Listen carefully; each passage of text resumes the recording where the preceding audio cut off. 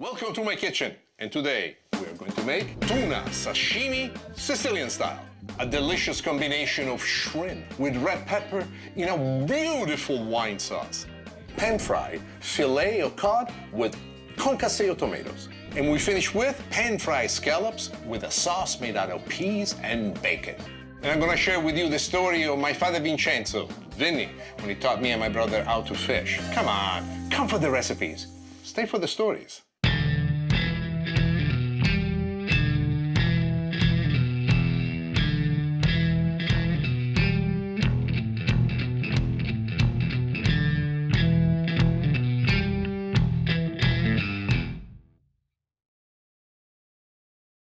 It's the Feast of the Seven Fishes. It's at my house with 7 fishes every day.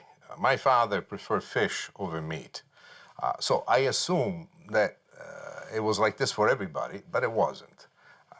Also, my father loved to fish, and some of the coolest things that we used to do together, my mom, my dad, my brother, Mario, myself, my aunt Buliti, sometimes my uncle Michele. You know, my father would rent a boat from a fisherman and would take us out to the sea so we could fish our own fish, then bring it home and cook it.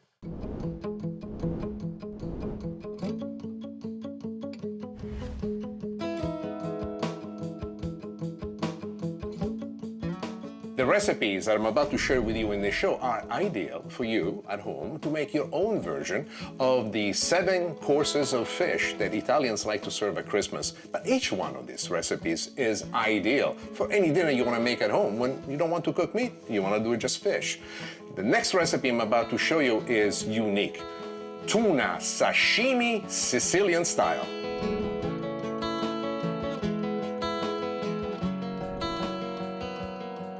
This block of tuna is spectacular. Look how beautiful the slices are. You can make a mistake as thin as you want, but you want to have a little bit of something to chew on. If you make it too thin, it's like having paper. We wipe the board. I wash my hands. Why? I don't know. It's automatic. I like to have a clean area around me. Let's get the dressing now that will bring the flavor to this tuna. So the first thing that we're going to use is capers. And here we go with some capers. What I've done with this particular capers, I've taken them out of the jar. And what I've done, I've washed them with water. Why?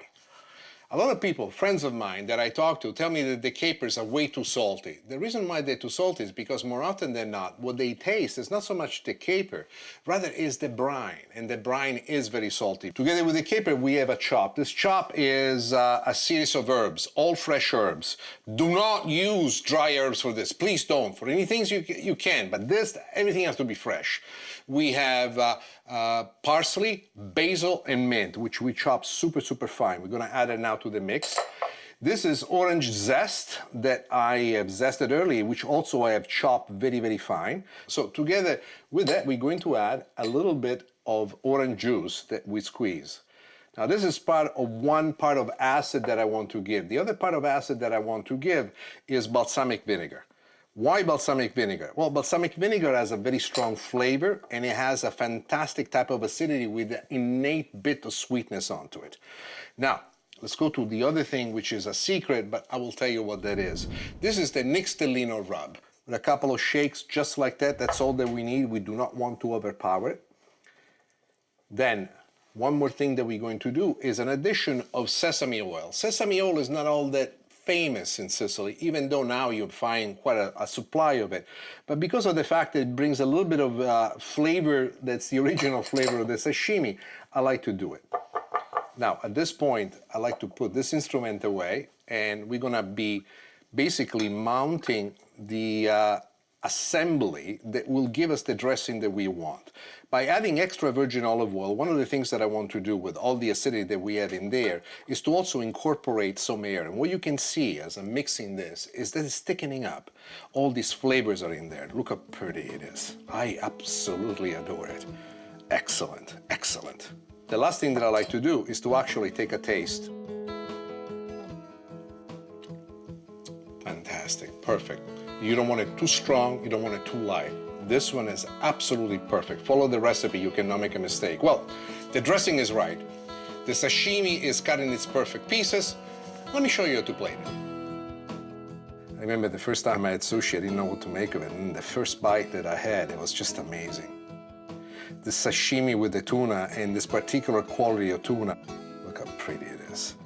With each bite that you will take, this is going to totally melt in your mouth. The orange, the capers, the complementary connection that all these flavors have into putting together this wonderful tapestry, this tapestry that will forever be with you.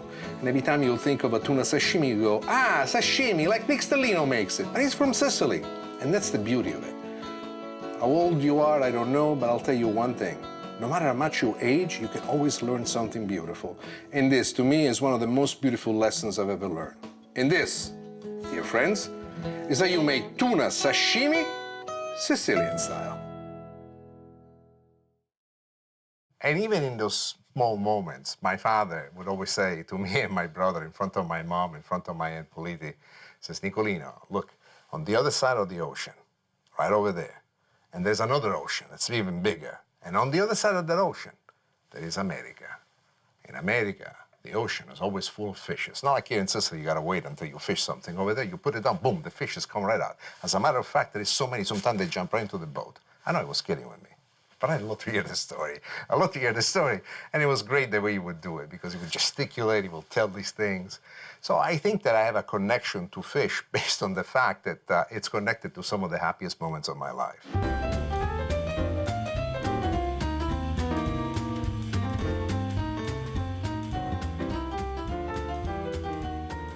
The next recipe is a very common recipe at the Stellino's household, and it's all about shrimp in a wine sauce with peppers. Where did the idea come from? Well, it actually happened, and one time I was home, all I had was shrimp, peppers, and wine, and I figured, how about I make something fantastic? Let me show you how to make it.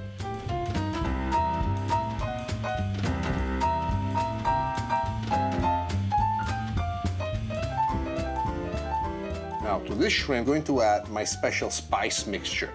Basically is onion powder, garlic powder, salt, pepper, paprika in equal amounts. All of this flavoring that's in the shrimp itself will coat the outside of it, and it's gonna make it wonderful. The oil is hot. What is it missing? I'll tell you what, the red pepper flakes. I'm so glad my wife is not here. She'd kill me. She does not like spicy at all. Now, one of the things and the reasons why I add the red pepper flakes to the oil right now is because the red pepper flake, as it cooks, as it fries actually inside the oil, also brings out this wonderful spiciness into the oil itself. It's not overwhelming, it's just enough. And when the oil gets hot enough, that's when we actually add the shrimps to it.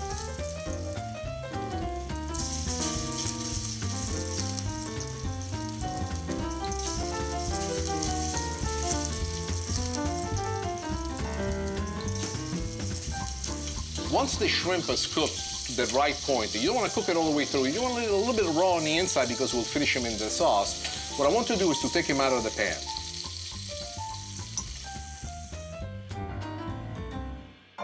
What's about to happen next is the most important part of this recipe. The simplest one, and nonetheless, the most important. So what are you going to do? We have all the flavoring that's been left behind by the shrimp in the pan, and now what we want to do is make sure that it connects with all the additional flavoring that we're going to give it to. So first we go with the peppers.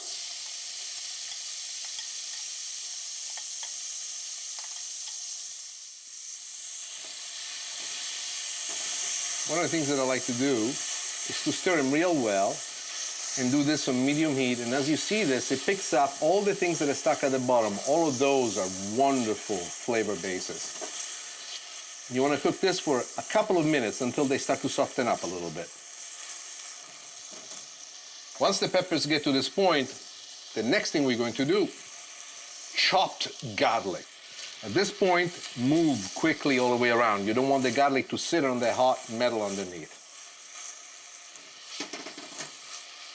Ah, guarda che bellezza. If you were here, you could smell the aroma. There's the garlic that's coming through, the peppers that have their own flavoring, plus all the spicing that are placed on the shrimp that's also combining with all the other elements. The last addition that I have here is a little bit of parsley. And I'm going to be adding to the dish, just like this. Parsley was my father's favorite fresh herb. He put it everywhere. I think if he could have, he would have put it in his aftershave. He loved it so much.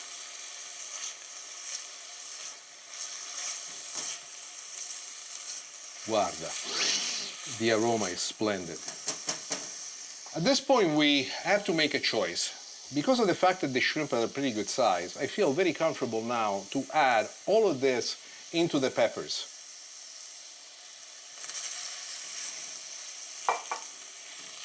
And you want to mix them together. Look what a beautiful coloring they're all picking up. Just do this for a couple of minutes. Make sure that everything is imbued with the flavor of everything that's surrounding it. This is at the very center of creating the perfect dish. The last thing we're going to do is something that you see me do quite often, and that is wine. I'm using white wine. You can use anything you want. My favorite for this particular dish is Sauvignon Blanc. If you don't like Sauvignon Blanc, Chardonnay, especially California Chardonnay, would make a wonderful, wonderful, wonderful dish. The shrimp is finishing up cooking. The wine is wonderfully evaporating. We're almost there. The last thing that we're going to do now, we're going to bring this to sauce consistency. How? We're going to add some softened butter.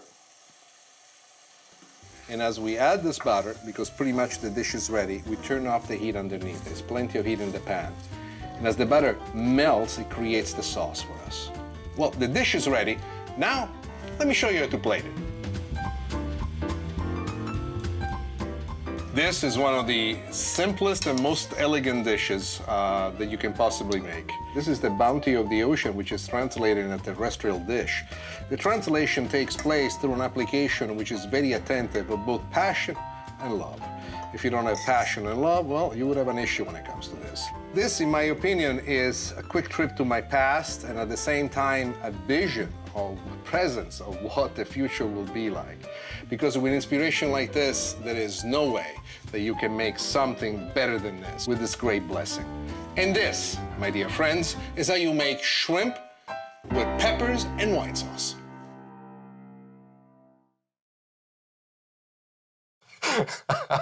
A fun expression the first time he came to see the fish here in America.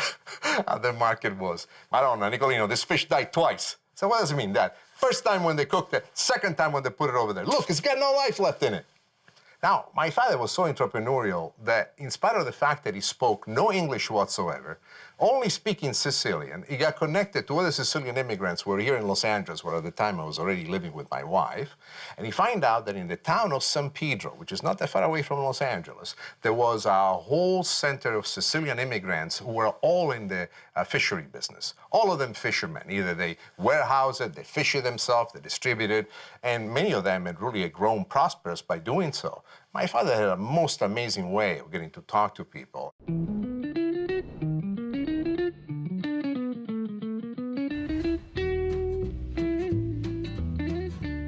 Merluzzo is the Italian word for cod.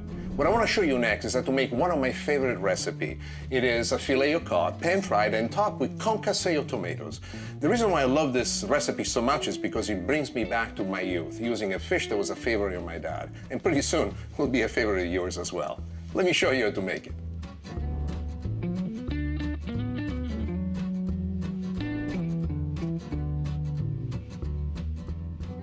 Let me show you how to make a concasse of tomato. This is very simple.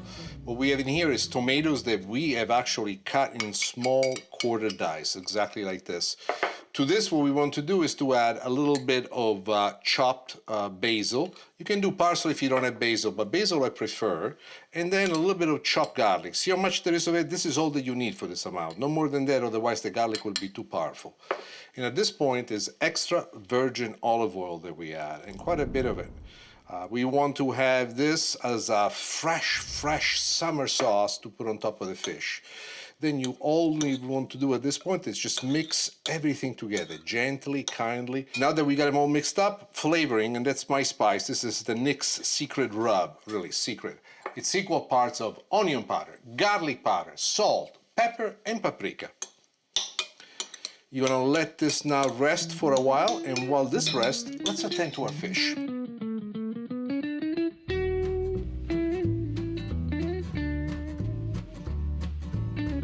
The last thing that we need to do is to actually flavor the cod, and it's quite simple. What I am doing is I'm placing a little bit of oil on all sides, top, bottom as well.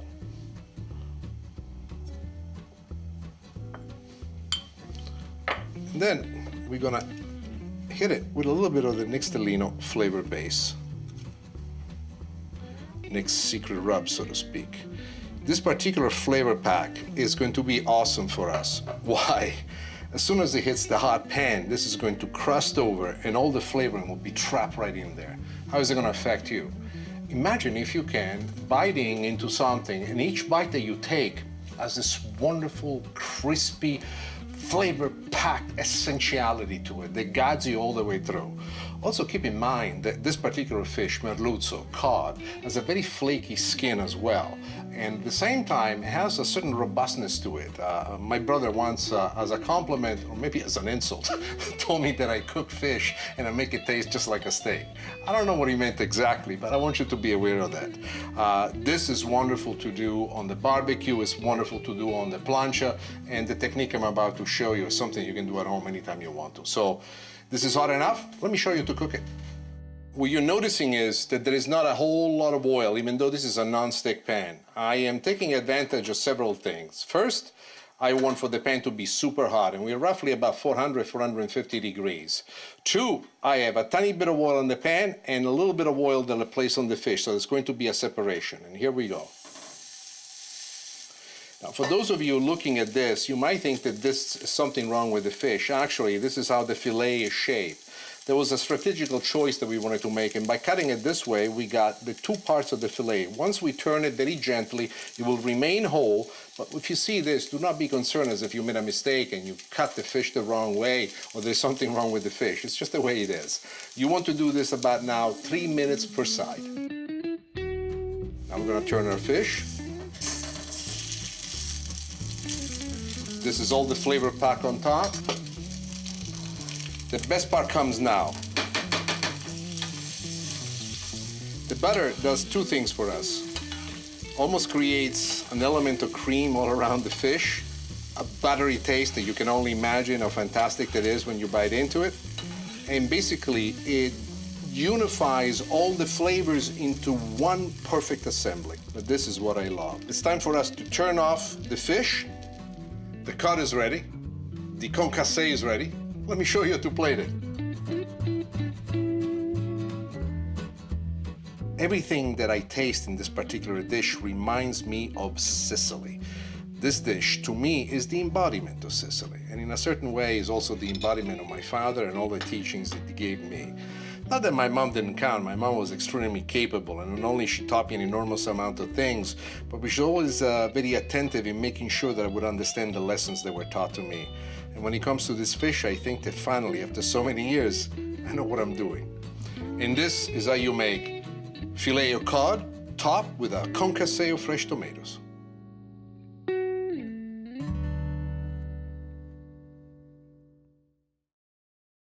And I remember in the late 80s going into San Pedro with my dad, and he was treated as a king. And this man that owned this astonishing fishery would make everything available to my dad.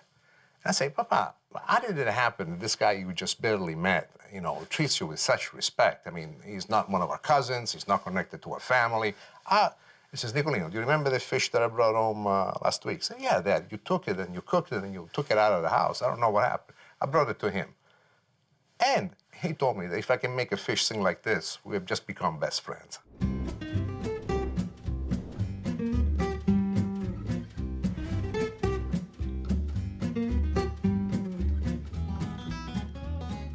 Scallops in Italian is cappesante. The recipe that follows, though, is very American. It's all about me. I actually have a sauce that I'm making with bacon, peas, and cream. Very simple, very tasty. Let me show you how to make it.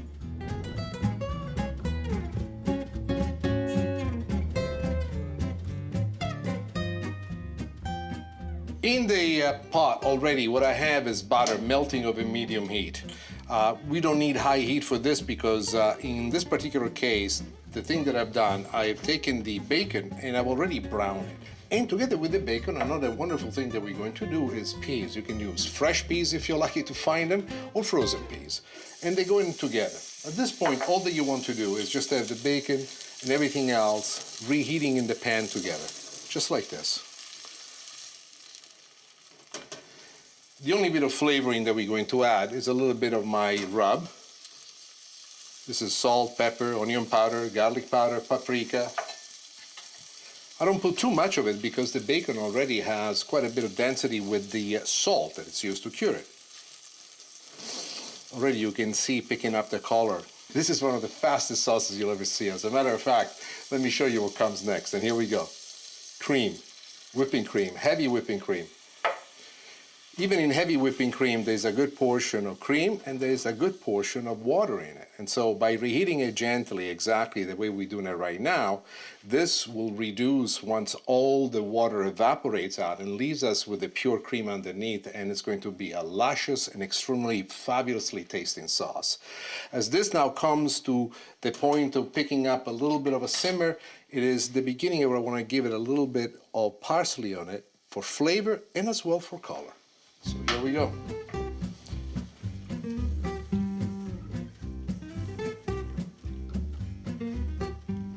You never want to go over a medium heat. If you cook the cream on too high heat, the cream will split. Instead, in this gentle simmering scenario as this is, you will get the perfect rendition. Basically, the cream is finished. So what I would propose is, let's put the cream in the back, we'll let it simmer over there, and with my cast iron skillet, we'll place it right here and we'll get started on medium heat with that. Now, why cast iron? I have copper pans everywhere. Why is it that I'm using cast iron? In this particular case, cast iron has a significant value to it. First and foremost, it absorbs an enormous amount of heat and explosively ejects it out. What I'm trying to create for the scallops in this particular case is a little bit of a crust. But how do we do that? Come over here, I want to show you something. The 3 scallops that we have in here, we're going to brush with a little bit of extra light olive oil. And the reason why I use extra light instead of extra virgin is because it has a higher resistance to high heat. And the heat we're going to have in the pan is going to be very, very high from the word go. At this point is what I like to do with a little bit of the rub that I have. And you already see me use it in the sauce. The reason why I do it this way is because I want for the flavoring to stick right on the scallops as it creates the crust. And this is the most effective way to do it.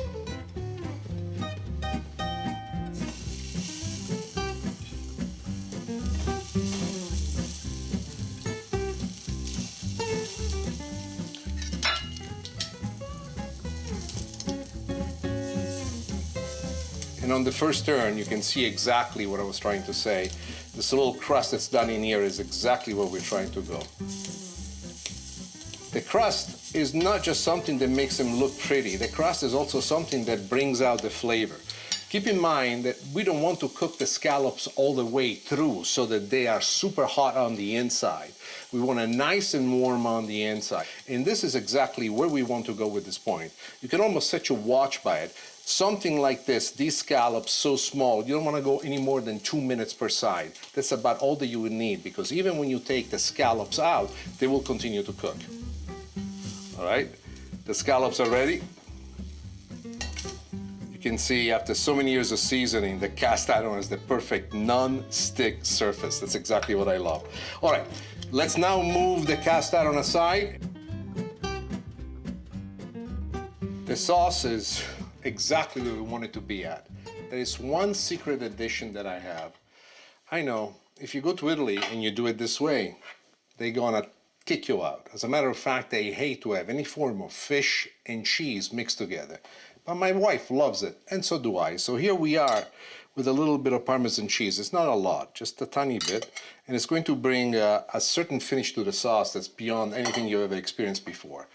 All that we need to do at this point is to turn off the heat altogether and simply mix the Parmesan on the inside.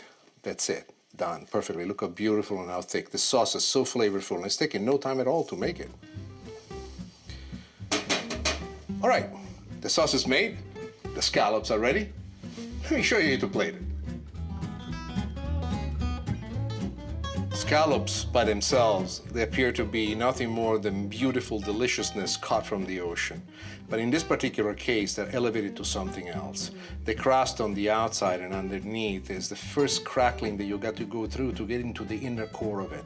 The inner core that's almost like cream-like, marshmallow-like, will melt into your mouth. And together, every single bit of this flavors underneath, the bacon, the peas, the parmesan, and the cream, create for you the combination that is almost magical. It fascinates, it seduces, it brings you into a whole new realm of senses, the likes of which you've never seen before. And this, dear friend, is how you make scallops with peas, bacon, and cream sauce.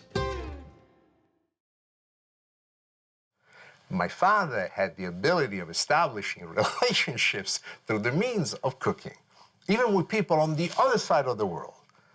In this particular case, for me, it was astonishing to see my father in his own element, but to see my father so happy like that, surrounded by fishes, still remains for me one of the greatest memories I've ever had.